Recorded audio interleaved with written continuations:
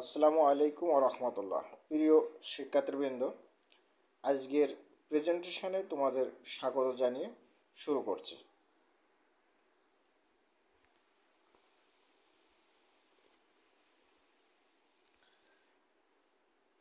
আমরা যখন একটা রিয়াকশান লিখি তখন রিয়াকশানের দুইটা সাইড থাকে, একটা হলো লেফট সাইড আর একটা হলো রাইট সাইড। তো এখানে লেফট সাইড যেটা সে হচ্ছে রিয়াক্ট্যান্ট মানে বিক্রিয়ক, আর রাইট সাইডে যেগুলো থাকে এটা একটা আমরা বলি প্রোডাক্ট বা উৎপাদ। অর্থাৎ বাংলায় যদি বলি তো বিক্রিয়কগুলো বিক্রিয়া করে উৎপাদে পরিণত হয়। এখানে বিক্রিয়ক হিসেবে রয়েছে মিথেন এবং অক্সিজেন, আর উৎপাদ হিসেবে আমরা দেখতে পাচ্ছি কার্বন ডাইঅক্সাইড এবং পানি উৎপন্ন হয়েছে।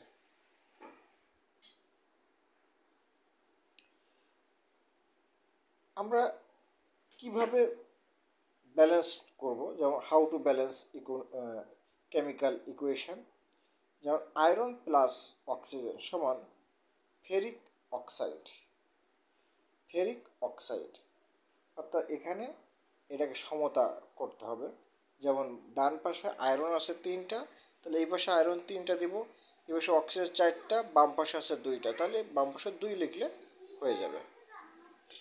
অর্থাৎ আমরা আজকে যে বিষয়টা নিয়ে আলোচনা করতে চাচ্ছি সেটা হলো রাসায়নিক বিক্রিয়া।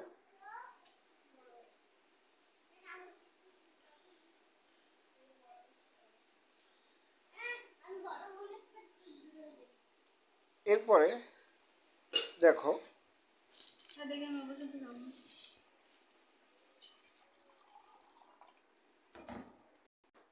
আমরা এখানে দেখতে পাচ্ছি যে ফেরাস ক্লোরাইড এবং ক্লোরিন বিক্রিয়া করে ফেরিক ক্লোরাইড উৎপন্ন করছে। এখন আমরা যে বিষয়টা নিয়ে আলোচনা করব সেটা হলো সংযোজন বিক্রিয়া। সংযোজন বিক্রিয়া বলতে কি বোঝায়? যে জারণ বিজারণ বিক্রিয়ায় 2 বা ততোধিক রাসায়নিক পদার্থ পরস্পরের সাথে যুক্ত হয়ে একটি মাত্র উৎপাদ উৎপন্ন করে তাকে সংযোজন বিক্রিয়া বলে। উদাহরণ হিসেবে আমরা ফেরাস ক্লোরাইড প্লাস ক্লোরিনের বিক্রিয়াটি লক্ষ্য করতে পারি। এখানে সেই কথা উল্লেখ রয়েছে।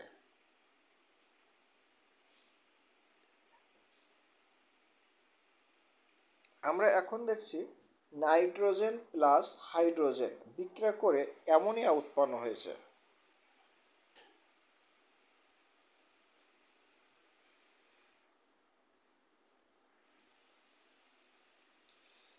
এটিও একটি সংযোজন বিক্রিয়া।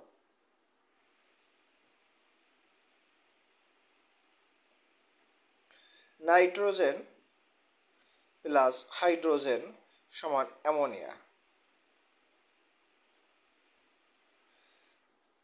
এখন সকল সংযোজন বিক্রিয়া সংশ্লেষণ বিক্রিয়া নয়, সেই বিষয়টা আমরা একটু লক্ষ্য করি। দেখো, তবে যেসব সংযোজন বিক্রিয়া শুধু মৌলিক পদার্থ যুক্ত হয়ে যৌগ গঠন করে তাদেরকে সংশ্লেষণ বিক্রিয়াও বলে।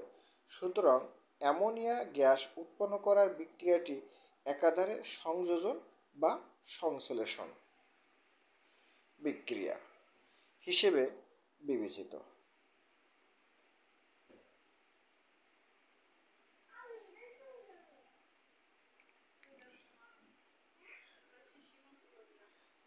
আমরা উপরে বিক্রিয়া দেখছি ফসফরাস পেন্টাক্লোরাইডকে যদি তাপ দিই তাহলে ফসফরাস পেন্টাক্লোরাইড ভেঙে ফসফরাস ট্রাইক্লোরাইড প্লাস ক্লোরিন উৎপন্ন হয়। এইটা উদাহরণ হিসেবে আমরা আলোচনা করব বিয়োজন বিক্রিয়া। বিয়োজন বিক্রিয়া বলতে কি বোঝায়? যে বিক্রিয়ায় একটি যৌগ ভেঙে একাধিক যৌগ বা মৌলে পরিণত হয় তাকে বিয়োজন বিক্রিয়া বলে। উদাহরণ হিসেবে ফসফরাস পেন্টাক্লোরাইডকে তাপ দিলে তা বিয়োজিত হয়ে ফসফরাস ট্রাইক্লোরাইড ও ক্লোরিন উৎপন্ন করে। এটি একটি বিয়োজন বিক্রিয়া।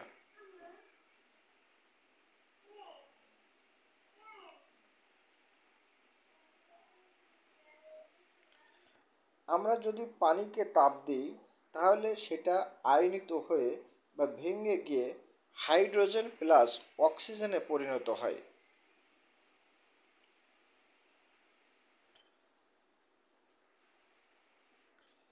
আবার পানিকে তড়িৎ বিশ্লেষণ করলে একটি অণু ভেঙে দুইটি অণুতে পরিণত হয়। অ্যানোডে অক্সিজেন গ্যাস ও ক্যাথোডে হাইড্রোজেন গ্যাস উৎপন্ন হয়। এটিও বিজন বিক্রিয়ার উদাহরণ।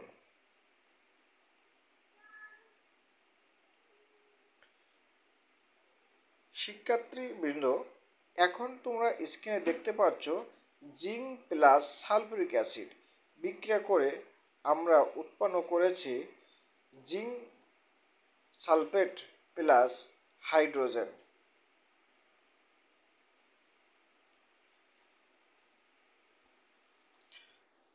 এই বিক্রিয়ার মধ্যে একটি গুরুত্বপূর্ণ বৈশিষ্ট্য হলো জিঙ্ক দেখো সালফিউরিক অ্যাসিড এর হাইড্রোজেন পরমাণুকে সরিয়ে জিঙ্ক সালফেট আয়ন গঠন করছে। সুতরাং এই বিক্রিয়াকে আমরা বলতে পারি প্রতিস্থাপন বিক্রিয়া। প্রতিস্থাপন বিক্রিয়া হিসেবে আমরা যদি সংজ্ঞাটা একটু লক্ষ্য করি তাহলে আমরা দেখতে পাবো যে কোনো অধিক সক্রিয় মৌল বা যৌগমূলক অপর কোনো কম সক্রিয় মৌল বা যৌগমূলককে প্রতিস্থাপন করে নতুন যৌগ উৎপন্ন করার প্রক্রিয়াকে প্রতিস্থাপন বিক্রিয়া বলে। যেমন উদাহরণ হিসেবে উপরের বিক্রিয়াটিকে আমরা বিবেচনা করতে পারি।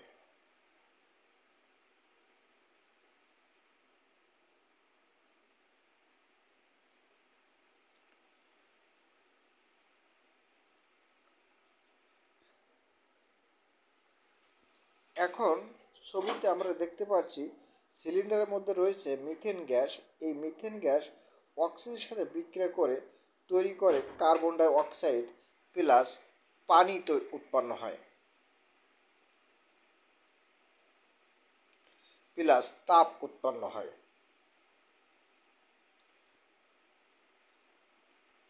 আমরা 3D কাঠামোর সাহায্যে যদি দেখি বিক্রিয়াটা আমাদের এরকমই দেখাবে।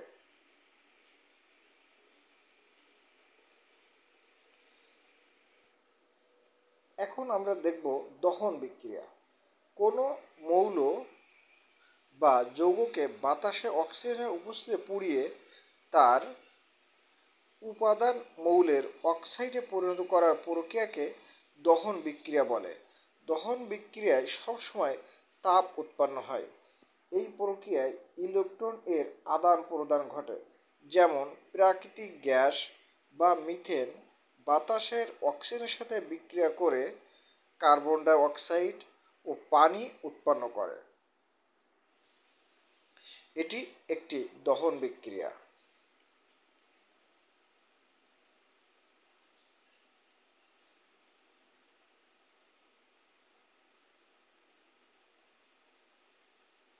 এখানে আমরা দেখতে পাচ্ছি সালফার অক্সিজেন গ্যাসের সাথে বিক্রিয়া করে সালফার ডাই অক্সাইড প্লাস তাপ উৎপন্ন করছে। একইভাবে সালফার, কার্বন, ম্যাগনেসিয়াম, হাইড্রোজেনকে দহন করলে তাদের অক্সাইড উৎপন্ন হয় এবং তাপ উৎপন্ন হয়।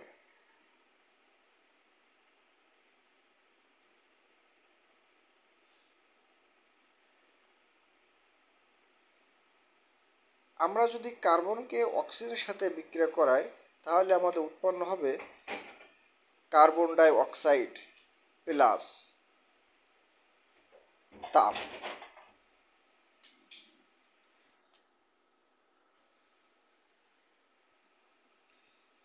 রাসায়নিক সমীকরণের সাহায্যে আমরা যদি লিখতে চাই তা আমাদেরকে এভাবে লিখতে হবে কার্বন প্লাস অক্সিজেন সমান কার্বন ডাই অক্সাইড প্লাস তাপ।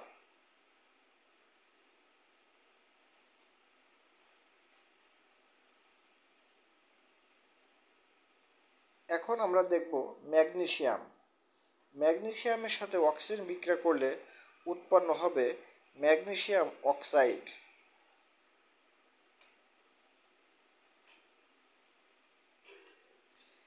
এখন আমরা দেখব হাইড্রোজেন প্লাস অক্সিজেনের সাথে বিক্রিয়া করে তৈরি করে পানি প্লাস তাপ, অর্থাৎ এটা হবে জলীয় বাষ্প। এটা হবে জলীয় বাষ্প, হাইড্রোজেন এবং অক্সিজেনের সাথে বিক্রিয়া করে জলীয় বাষ্প প্লাস তাপ উৎপন্ন করে। এটিও একটি দহন বিক্রিয়া।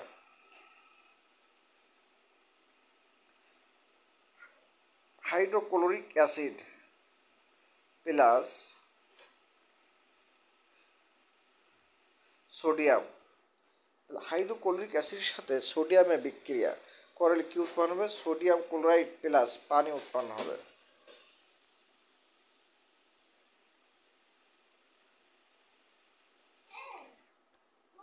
এই ধরনের বিক্রিয়াকে বলা হয় প্রশমন বিক্রিয়া। এখন প্রশমন বিক্রিয়াটা সম্পর্কে আমরা আরও একটু ডিটেলস জেনে নেই। প্রশমন বিক্রিয়া, একটি অ্যাসিড ও একটি ক্ষার পরস্পরের সাথে বিক্রিয়া করে প্রশমিত হয়ে লবণ ও পানি উৎপন্ন করে। এই বিক্রিয়াকে বলা হয় প্রশমন বিক্রিয়া। এই বিক্রিয়ায় hydrochloric acid plus sodium hydroxide, যেটা এটি একটি অ্যাসিড এবং সোডিয়াম হাইড্রোক্সাইড একটি ক্ষার, এই দুইটা বিক্রিয়া করে লবণ ও পানি উৎপন্ন করছে।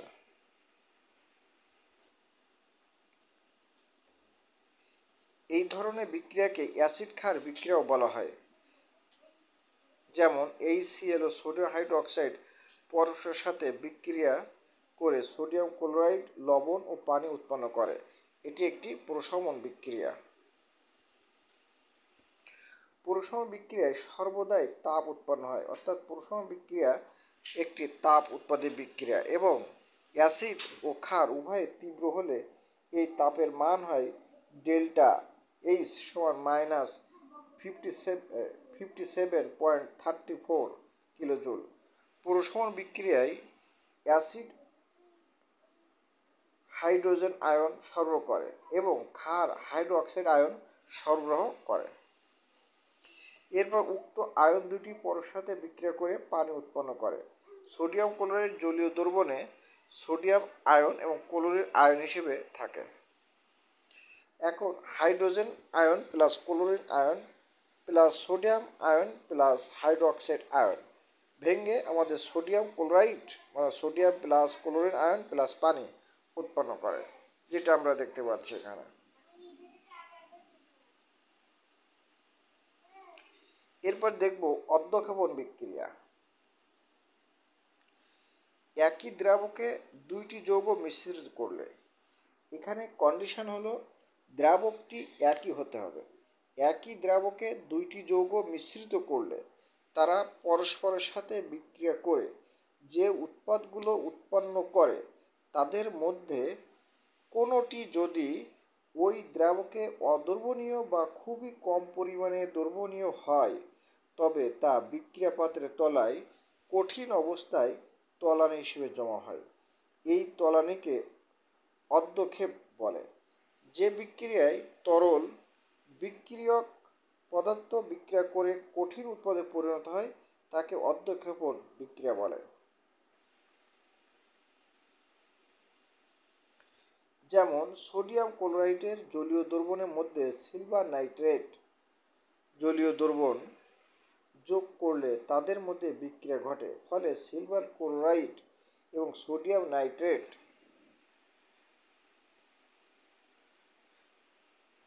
উৎপন্ন হয়। পানিতে সোডিয়াম নাইট্রেট এর দ্রবণীয়তা বেশি, তাই সোডিয়াম নাইট্রেট পানিতে দ্রবীভূত অবস্থায় থাকে, কিন্তু পানিতে সিলভার ক্লোরাইড এর দ্রবণীয়তা অত্যন্ত কম বলে তা বিক্রিয়ার পর পাত্রের তলায় অধ্যক্ষেপ হিসেবে জমা হয়। বিক্রিয়া হিসেবে আমরা লক্ষ্য করি যে sodium chloride plus silver nitrate, তীর চিহ্ন দিয়ে silver chloride plus sodium nitrate. এখন সিলভার ক্লোরাইডের পাশে দাও এস লেখা, যেটাকে বোঝাচ্ছে সলিড কঠিন, এবং সোডিয়াম নাইট্রেট অ্যাকোয়া মানে জলীয় দ্রবণ। সোডিয়াম সালফেট দ্রবণে বেরিলিয়াম ক্লোরাইড দ্রবণ যোগ করলে বেরিলিয়াম সালফেট ও সোডিয়াম ক্লোরাইড উৎপন্ন করে। বেরিলিয়াম সালফেট অধ্যক্ষিপ্ত হয়। বিক্রিয়া হিসেবে আমরা নিচের বিক্রিয়াটি লক্ষ্য করে। তবে কিছু অধ্যক্ষণ বিক্রিয়া রয়েছে যেখানে ইলেকট্রন স্থানান্তর ঘটে। এই সম্পর্কে পরবর্তী শ্রেণীতে তোমরা জানতে পারবে ইনশাল্লাহ। যে যৌগের অধ্যক্ষেপ উৎপন্ন হয় বিক্রিয়ায় সেই যৌগের ডান পাশের নিচের দিকে তীর চিহ্ন দ্বারা বোঝানো হয়।